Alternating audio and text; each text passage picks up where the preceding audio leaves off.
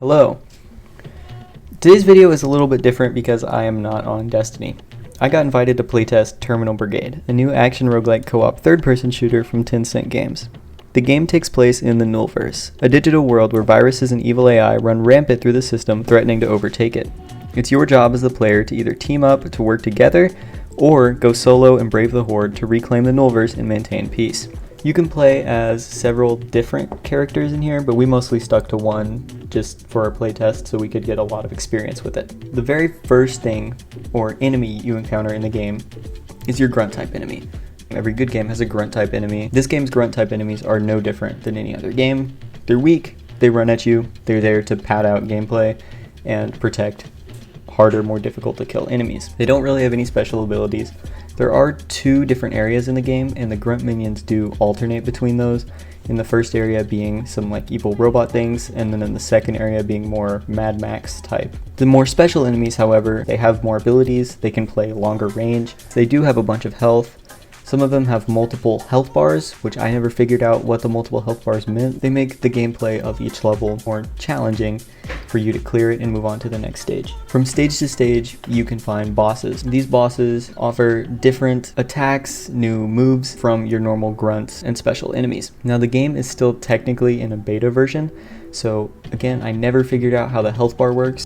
You just saw me pick up a collectible there. The collectible system in this game works where there are several different kinds of collectibles, such as the shields and the axes, there's batteries, there's hearts. And each item individually gives its own boost to the player. But once you get two in a set, it provides a big boost to one of your stats. And as you collect more and more of these collectibles, for instance, you get 2 collectibles for a boost, 4 collectibles for a bigger boost, 6 collectibles for an even bigger boost. Now you do have to choose wisely because you only have 8 slots that you can store these collectibles in. It's really up to you how you want to boost your perks, if you want to go for a small boost to a bunch of different stuff or a big boost to one stat. The other kinds of abilities that come in this game are the perks that you get. This is a true roguelike experience. After you clear a stage, you get to make a selection out of 3 perks of which one you want to continue on to the next stage. And this increases over and over again until you get to the final stage, clear it, and then it all resets for the next run. Or if you die.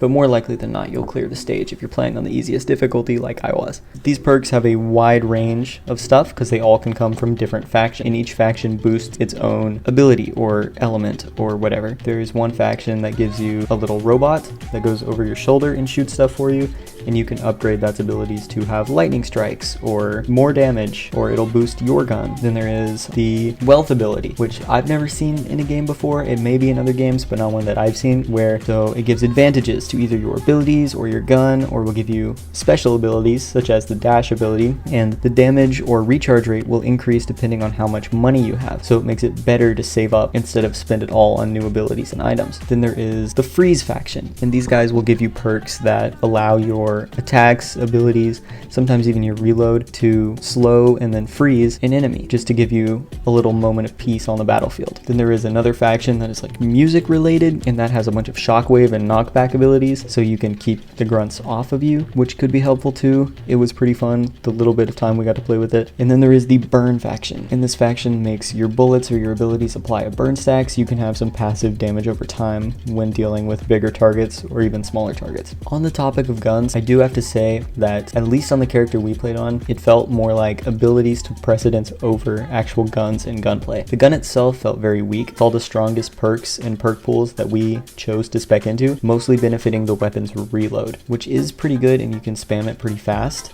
if you want to apply a bunch of burn stacks, which does stack up to like, I don't know, 7 or 8 stacks of burn. So you reload 8 times on a boss and you're getting like a passive 8,000 damage per second, which you can increase if you get more and more of the same perk. But overall, the actual bullets felt very weak against enemies, especially in the later rounds when everything was gaining more and more health and wouldn't die as easily. But still, some of our abilities were one-shotting a lot of things, or at least chunking them down a lot further than an entire clip of the gun would. On the opposite side of that, the base abilities that each character has on their own felt really good and did quite a few damage, with lots of little nodes around the map that allowed you to refresh and collect more abilities, so they're designed for spamming and using a lot of. Now the main ability on this character is called like Violet something and makes your sword do a slash that shoots out a big beam of purple, sort of like Black Talon from Destiny. That one gets spammed a lot and can be upgraded via various different perks, such as the freeze one, which will slow and freeze your enemies on attack hit or damage or kill.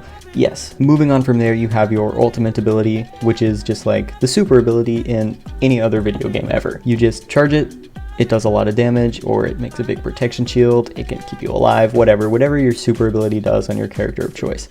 On this character, it creates a big field that spawns a bunch of swords in and hits the boss or surrounding enemies a bajillion times until they take a lot of damage. There are various ways to boost your super recharge rate because this is a roguelike, of course. So perks and collectibles you find on the ground, I think it's axes, boost your super recharge rate in this game. But all this is to say that overall, the gameplay feel is pretty good. It goes pretty smoothly. You can interchange your abilities, perks, and gunplay pretty smoothly in this game. It doesn't feel like too stocky or stubborn to try and switch between different play styles at the same time. The movement feels okay. I feel like it could be worked upon a little bit more. Overall, gameplay feels smooth, fun to play. You can get into it and forget where you are and how much time is passing. There are, I want to say, 6 or 7 different characters in this game that you can choose between and team up with other characters to work upon each other's abilities and improve your run. We only went solo for our run, so we only know how this specific character works and her abilities, which we've learned about and upgraded upon. But yes, there are other characters in this game. So maybe if I get sponsored again by this game,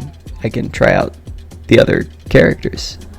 The loot you get after each run can be used to upgrade your base character. You can gain modules and a currency to apply to upgrade nodes. Now what these do is they increase your base stats like you'd see in some other games. Some modules will increase HP, some will increase shield, some will increase base damage, and so on and so forth. And that's pretty much the whole module system. There is a select amount of nodes you can place modules into that you get them to bend and shape into the correct way to get optimal amount of modules. And you can spend another currency that you get after completing activities to upgrade these modules so that they give you more base shield and more base health until a certain amount where it's reached the max amount you can go and you're just completely overpowered. Now the node upgrade system that you get from the currency is sort of the same thing, except it's more towards what's happening in the game, not what happens before you start the game. So it's such as you'll get more health if you have this node than you would if you didn't. For like shield regen, your shield will regen faster, you can get more HP, your perks will do something. Overall, I think this is a cool system. It is absolutely a little confusing at first, but once you learn it and have it memorized, like most systems in any game, you'll get it down pat. The aesthetics of the game itself are really cool. You have 2 major areas that are out right now that you get to play in.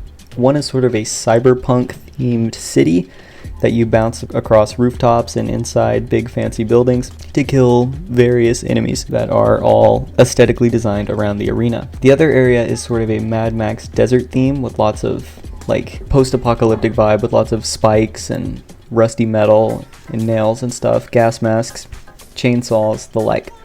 And the grunt minions suit that. They look like something you would find out of Mad Max or Borderlands. Overall, the aesthetics are really good, and I'm looking forward to seeing what the third area looks like and what its grunt enemies are. The bosses in each area change too. There are various different bosses for each arena. All of them are really cool fights. They all have unique attacks and abilities and dialogue, I suppose. I did also appreciate that if you choose to grind out achievements for the game, you can get some of the in-game currency. So you don't have to spend real doubloons on character skins or gun skins. You can actually just grind out achievements and challenges to get the currency that you want to buy the skin you want. I do appreciate that, and I wish that would be a thing you can do in more video games. Overall, my impressions of this game were pretty good. I would love to spend some more time in it if I got sponsored again. Just saying. I would happily play some more of this game.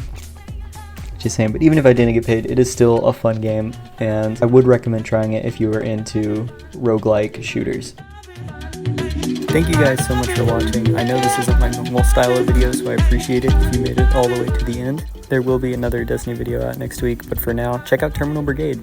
It's on Steam, you can wishlist it. They just announced the beta, so hop into the Discord server, and I'll put a link in the description for you guys to go check that out. But yeah, hop into the Discord server, get on the list, play the beta. It's fun, I promise. Okay, I'll see you guys in the next video. Bye.